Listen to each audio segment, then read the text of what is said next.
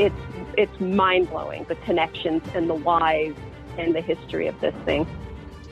Welcome to Cold War Conversations.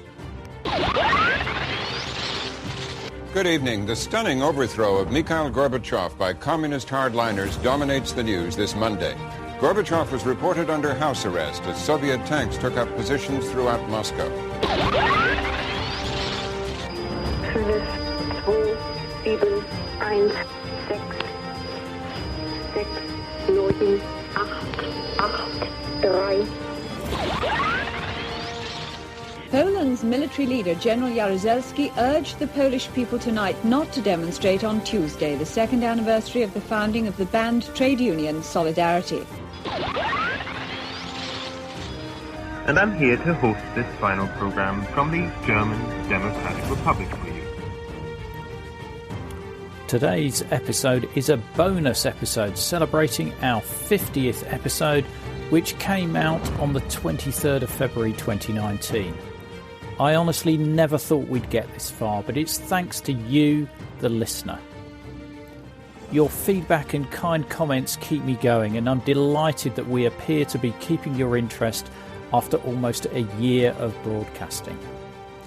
Now, regular listeners will know the drill. This is the point at which I ask you to help support us. As the podcast gets more popular, our costs of hosting and running the podcast increase. So if you are enjoying what you hear, a few dollars, pounds or rubles a month help keep us on the air. Head over to coldwarconversations.com and click on the support the podcast menu option to learn more. Thank you so much to all our fans that are supporting us. It is really appreciated. Now, back to today's episode where I introduce our two guests. So, on today's Cold War Conversations, we have Dia Klein, who is a blogger, public speaker, actress, and rule breaker. And if you're not intrigued enough, we also have Susan Klein, who sells real estate in Santa Fe. Now, you may be wondering why we have these two on the program. So I'm just going to hand over to Dia to explain a little bit more. Thank you, Ian.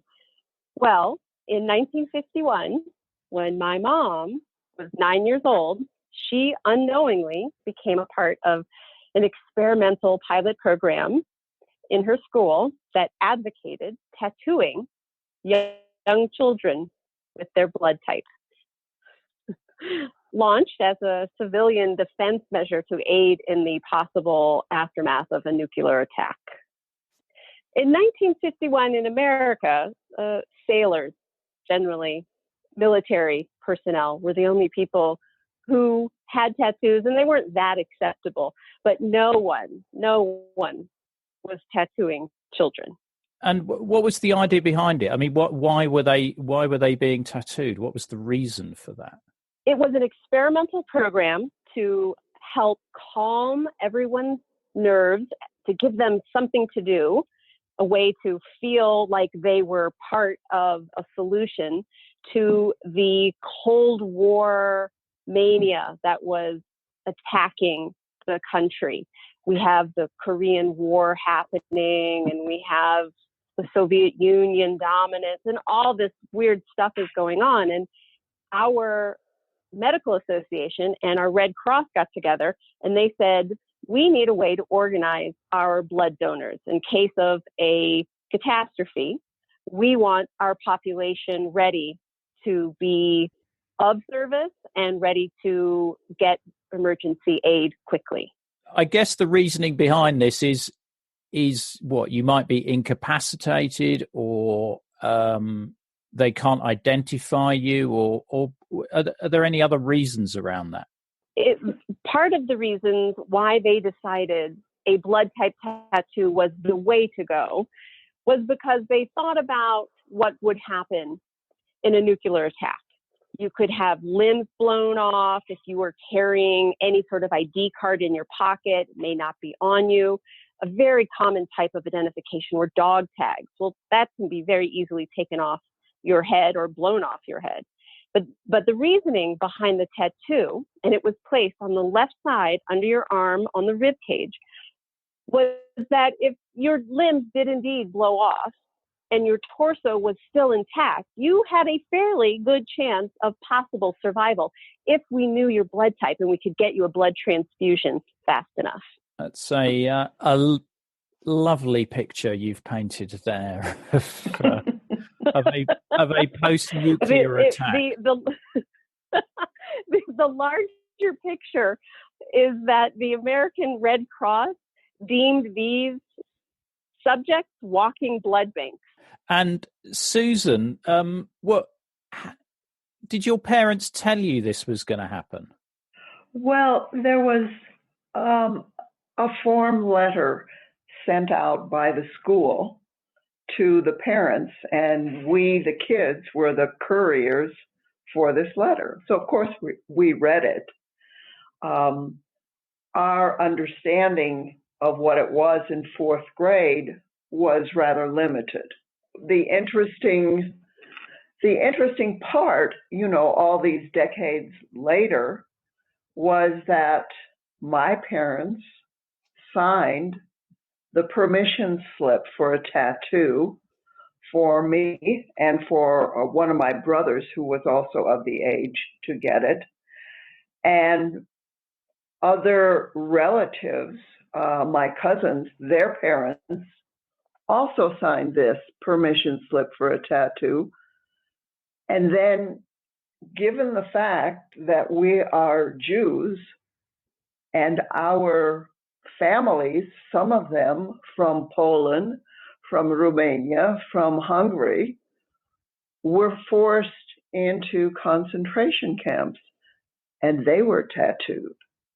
I mean, the coming together of these two tattoos decades later is kind of mind-boggling. Yeah, it's quite chilling, that link between the Holocaust and a nuclear Holocaust. I guess you can't remember exactly what the letter said, because I'm trying to understand what the parents thought they were doing there. Did you think it was possibly, and I know this is going to be guesswork probably on your part, but do you think that they were doing it because the government or the schools said they were going to do it? They needed to do it, and in those times there was probably less of a questioning of authority?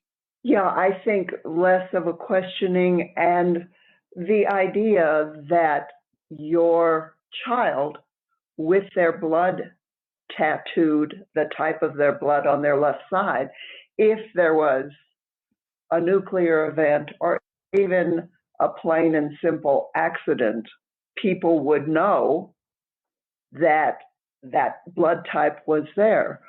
But, in retrospect, I think, well, how would people know it was there? This pilot program, was only done in 2 cities throughout the country. Yeah. So it's done on quite a small scale compared to the population of the US, or a very small scale. Right. And Dia, how did you find out about this story from your mother? Well, I definitely grew up knowing that my mom had this strange little tattoo on her side, and I would ask her about it, and she would just say, "Oh yeah, I got that when I was a kid in school." And I, of course, would wonder when I would be getting mine, and she said, "No, they don't do that anymore." She also has a smallpox vaccination scar on her arms, and she was just like, "You don't have one of these, you're not going to get one of these blood type tattoos." And I kind of just took it at that. And as I grew older, I kept thinking about it every now and then I had my child, and I kept thinking to myself, who would tattoo their kid? This is crazy. Mom, what more do you remember? And she said, all I remember is that I got tattooed.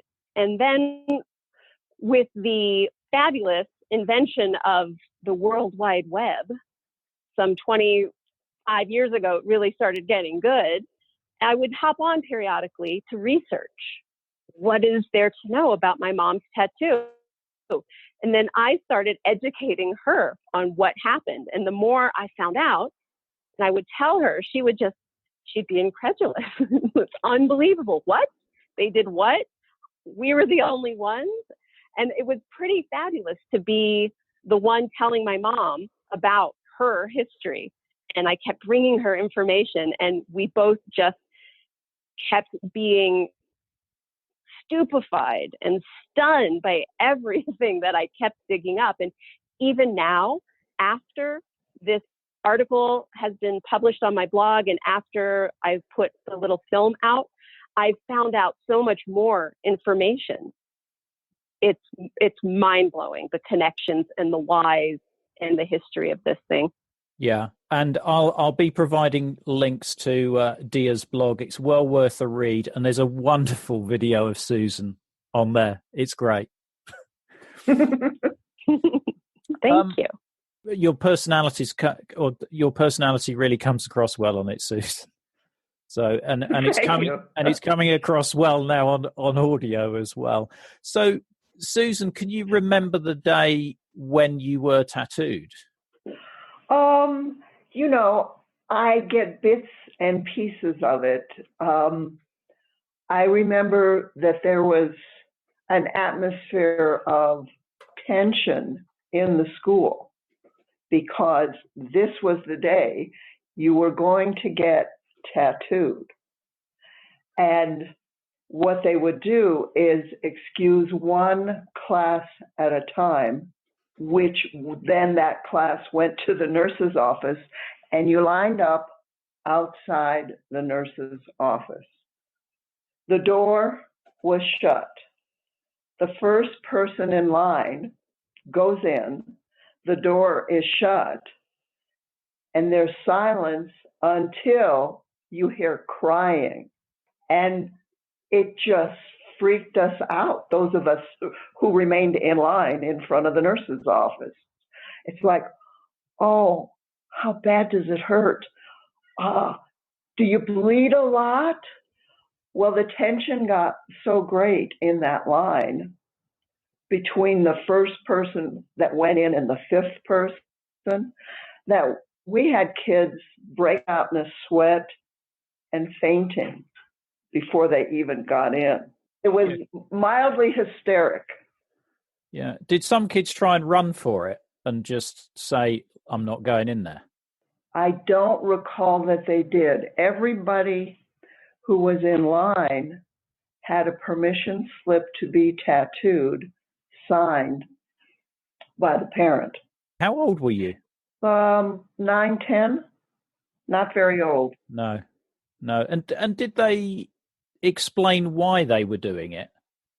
Yeah, what they said was this was a big benefit to everybody who got their blood type tattooed in case there was any kind of an accident.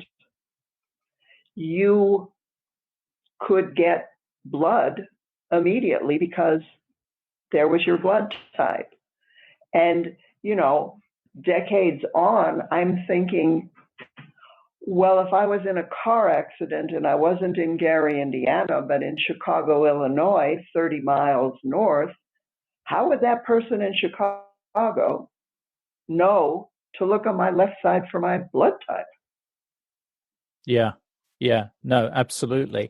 And Dia, through your research, I mean, did you find much information about the process? I mean, were they, I'm aware that with tattooing, you can pick up some quite nasty diseases. So what was the sort of hygiene level in terms of cleaning these machines or whatever they were using in between kids? Right. That's the really scary part. For those of us who have tattoos and have sat in a tattoo parlor to get tattooed, we all know what the stakes are for hygiene these days. It is a highly, highly regulated business.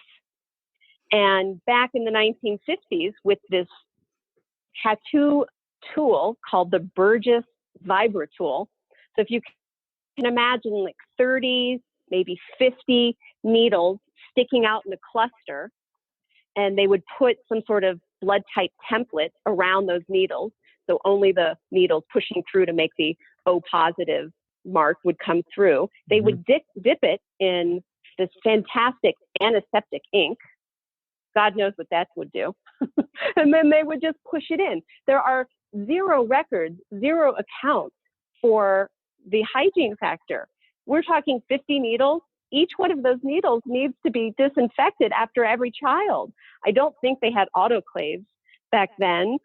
Did they just figure, okay, everyone with the O blood type gets this gun, everyone with the AB blood type gets this tool? There's no record, and we can only guess. I'm assuming they thought the antiseptic ink was the solution to any sort of communicable disease worry. They could have taken a cotton ball with some alcohol and just wiped it. I mean, I can't say that happened because I don't remember. Can you, the absurdity of that, Mom. Oh my God. I know. And we called it, it was called the tattoo gun. It was called a gun.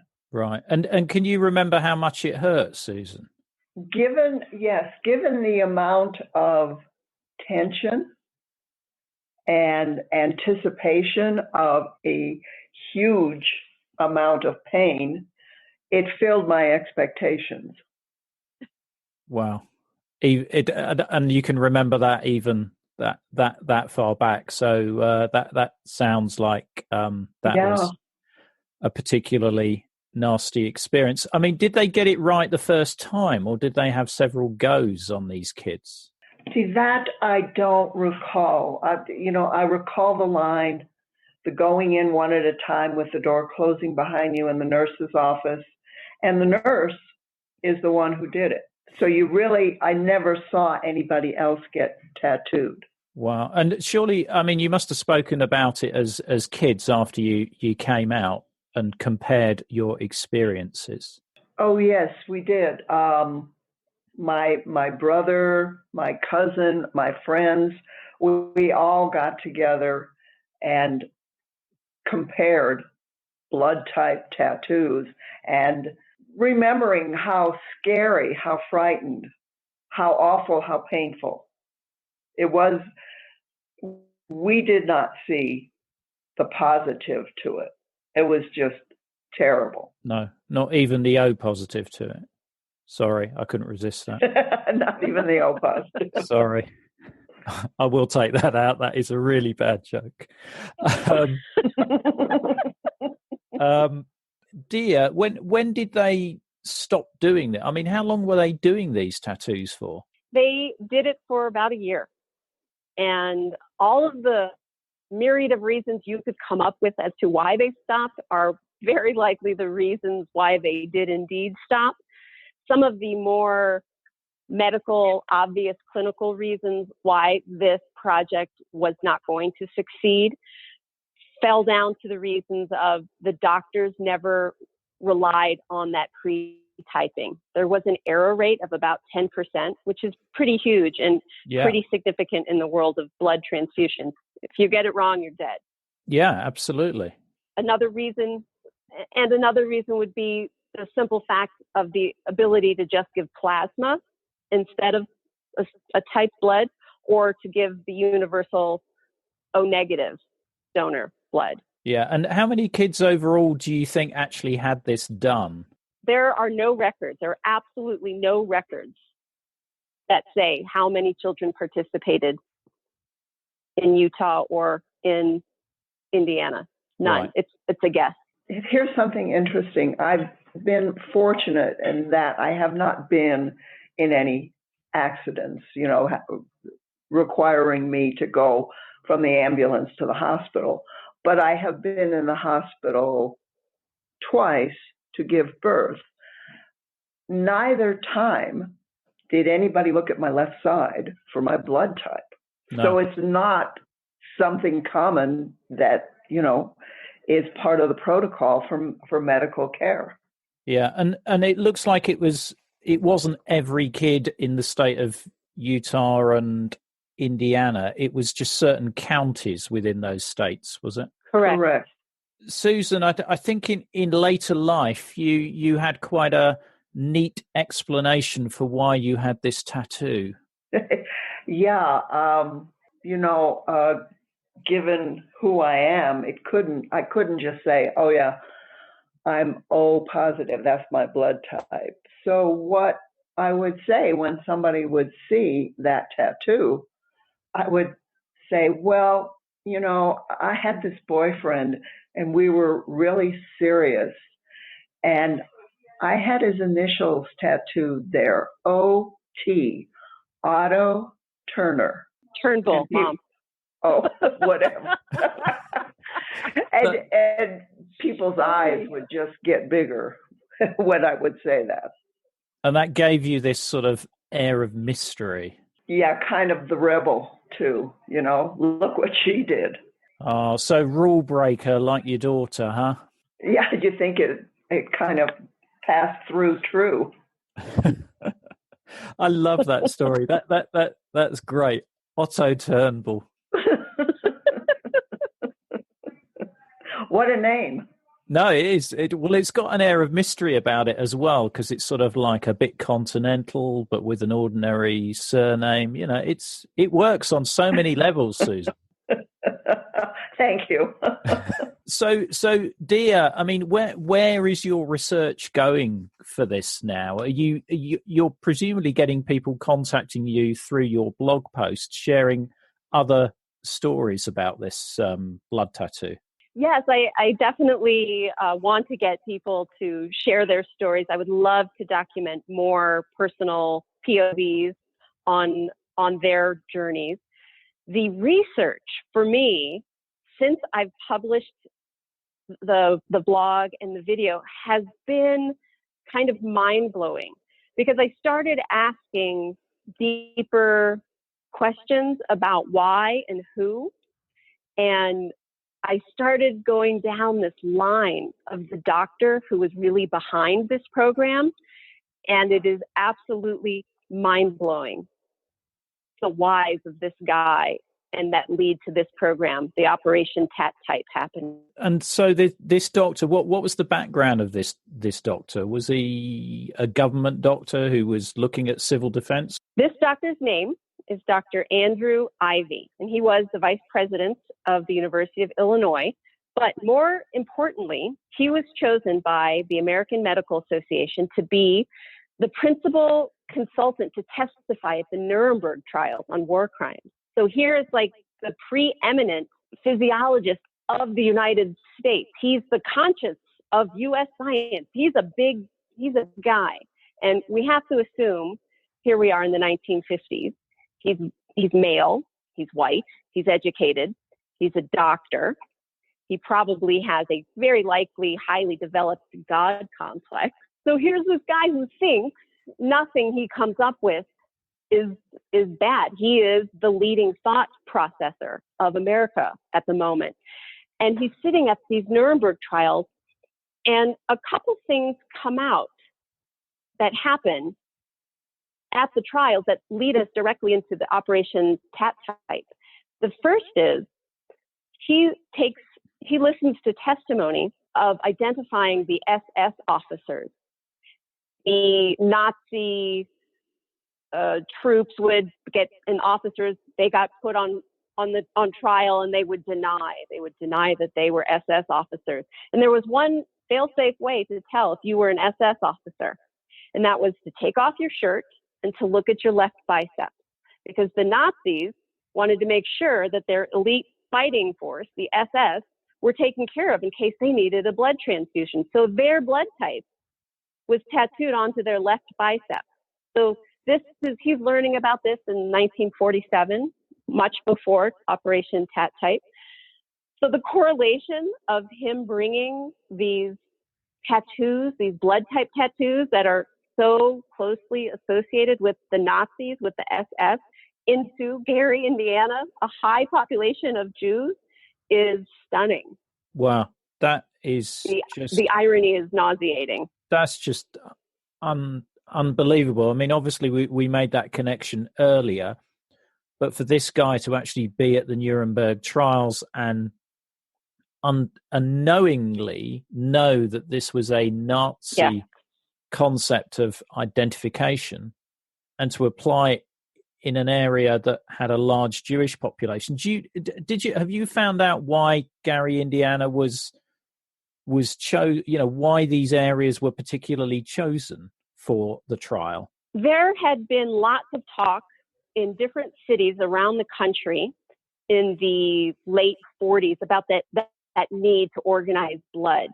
And several civil defense committees in different cities got together and they talked about, should we ratify a plan? What should we do? Chicago, led by our favorite, Dr. Andrew Ivy, he was able to get Chicago to ratify a blood typing plan, but they never enacted it.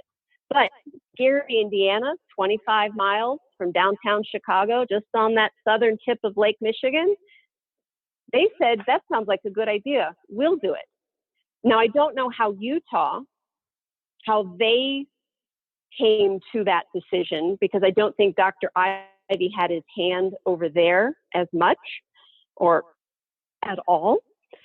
But several cities and multiple communities did similar things, but they were mostly like, let's just blood type our population and let's give them dog tags or let's give them an ID card.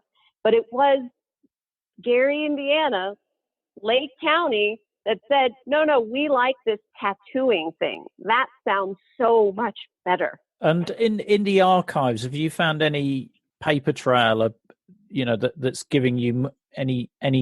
Well, it sounds like you haven't got the full information about how the decisions were made, but anything further that you found in the archives? The only information I keep finding that's new is the information and the history behind Dr. Andrew Ivy and his decision-making process and how he was able to push this program through.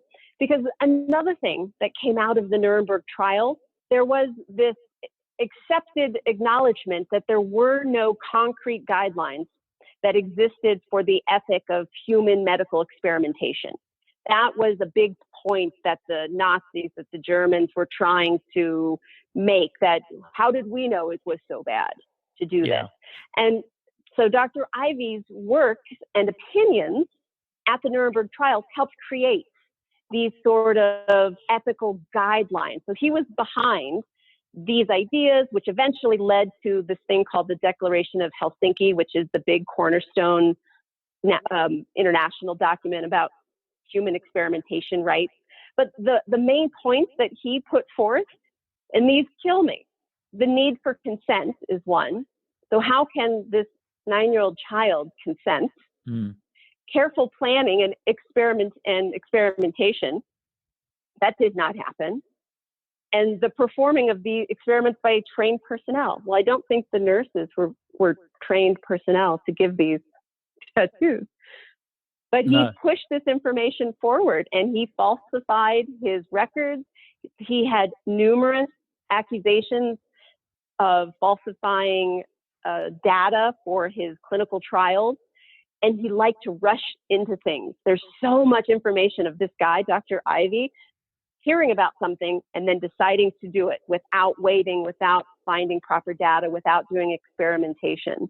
What you're describing there, and you saying that the whole God complex thing, I mean, it does sound like a guy who just feels that whatever decision he makes, it will be the right decision because he's almost superior to everybody else. Yeah. Well, everyone told him he was, and he chose to believe it. Yeah. It's almost Hitler-esque. Yes, wouldn't you say? Yeah. Have you done any research into Ivy's sort of political leanings? No, I have not gotten that far. It would be very curious to find out. Yeah. Right. Is there anything else you think we should add to this story? Mom? I do. Oh, I know. Yes, me. I have something to add.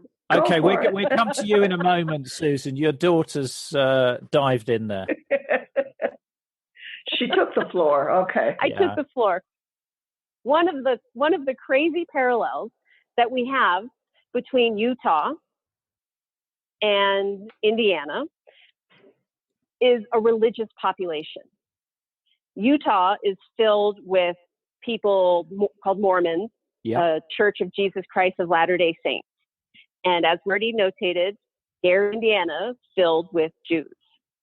Both religions are adamantly against tattooing.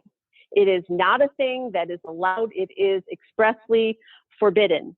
You are not allowed to get tattooed. Don't even think about it. But in Utah, the head of the Mormon church put out a statement specifically saying it was okay for you to get tattooed if it was a blood type and it was hidden on your side. What about the Jewish religious leaders? Do you know what they said?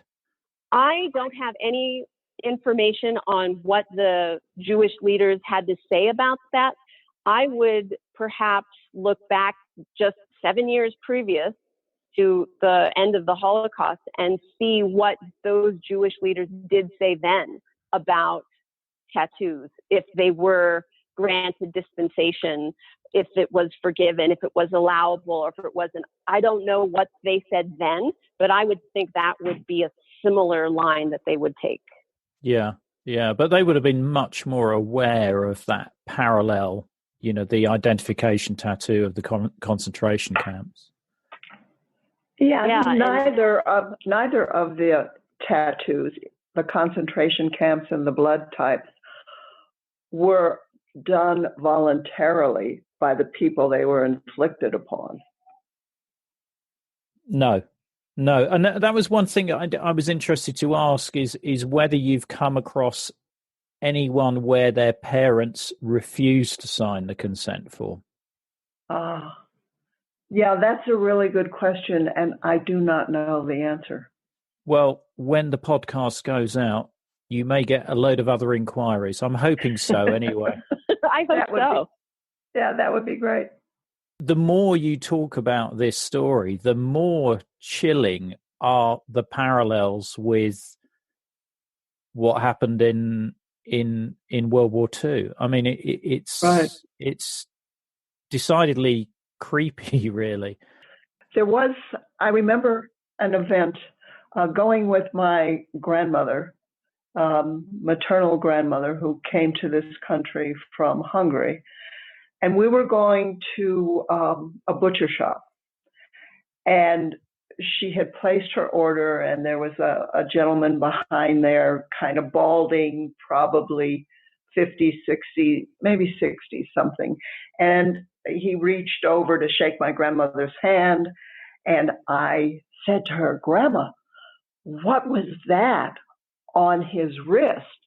And she said, "Shh, I'll tell you about it later."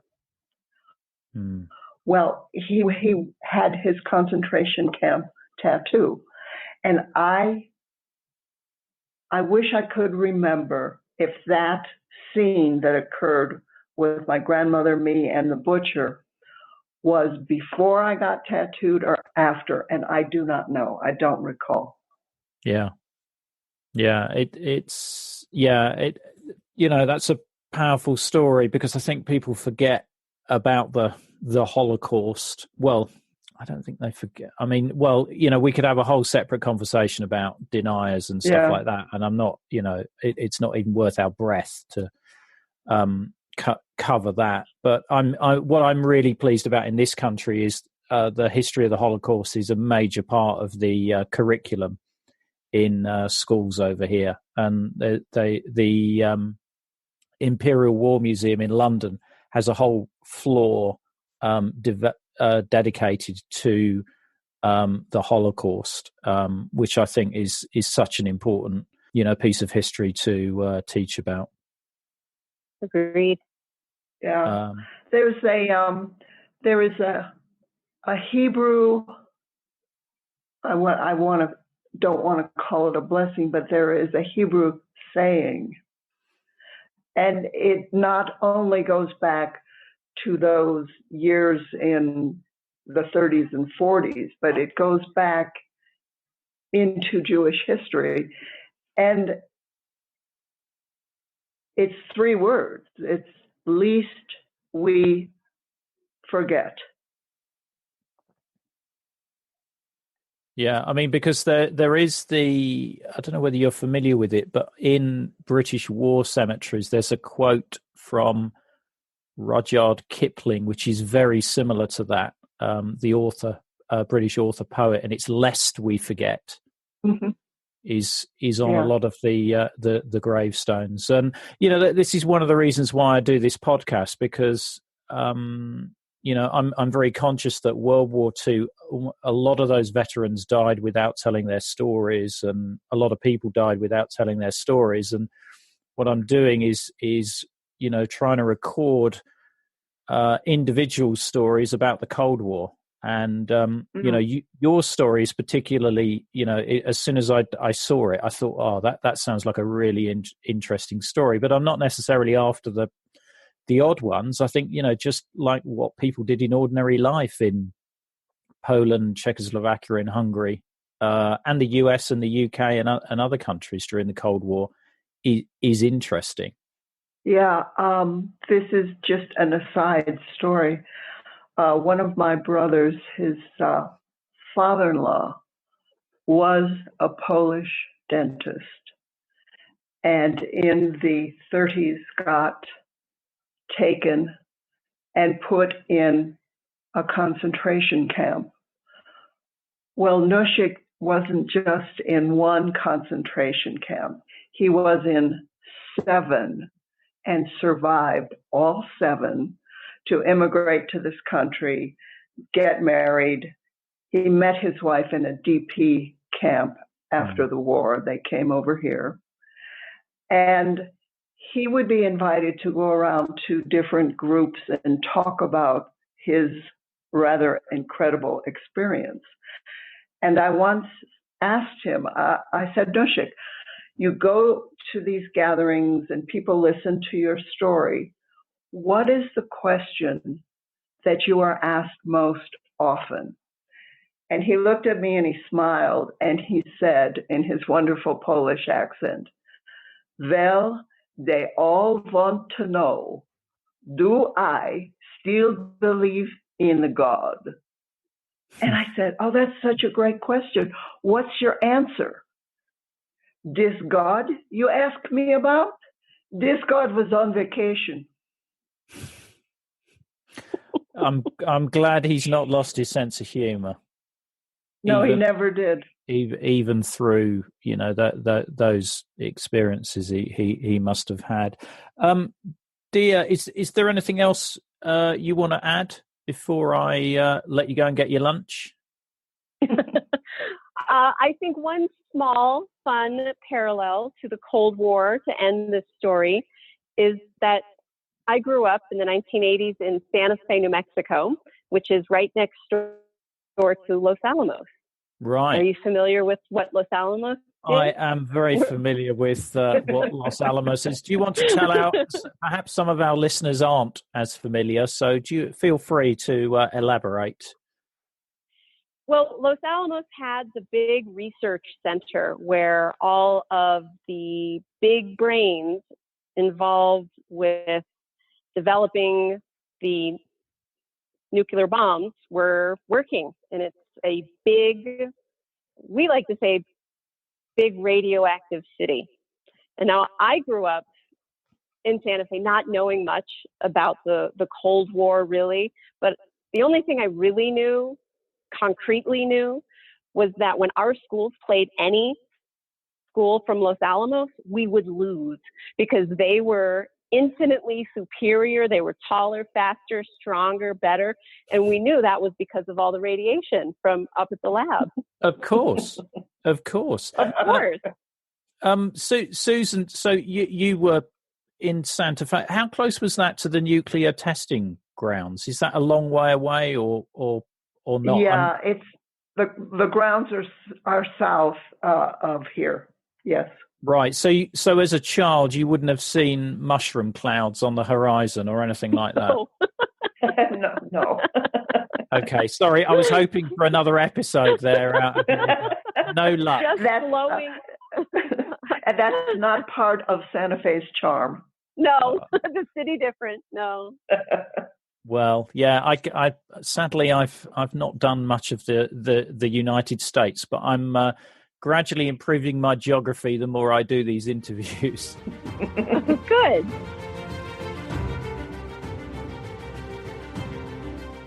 Well, that's all we had time for, but there is a lot more in the show notes where we link to Dia's blog, where there's significantly more detail on the story, and a great video of Susan explaining her story too. The show notes are at coldwarconversations.com/the-word episode and the number 51. If you like what you're listening to, you can really help us by leaving reviews on iTunes, our Facebook page, or with your favourite podcast provider. This really helps to raise our profile and get guests on the show. If you can't wait for the next episode, do visit our Facebook discussion group where our guests and listeners like yourselves continue the Cold War conversation. We're also on Twitter at Cold War Pod. Just go to coldwarconversations.com and click on the Join the Conversation option for links to our social media outlets. Thank you very much for listening.